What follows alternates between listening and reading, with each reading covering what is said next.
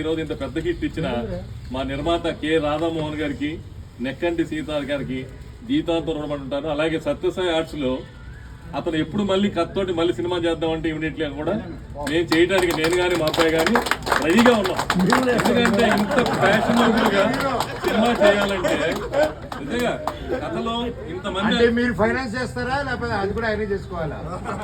మనం ఓన్లీ తీసుకుంటాం అని చెప్పి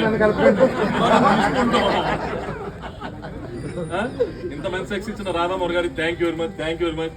అలాగే మా డైరెక్టర్ ఇంత అద్భుతంగా 81 days లో తీసి మీకు ముందు చెప్పాను.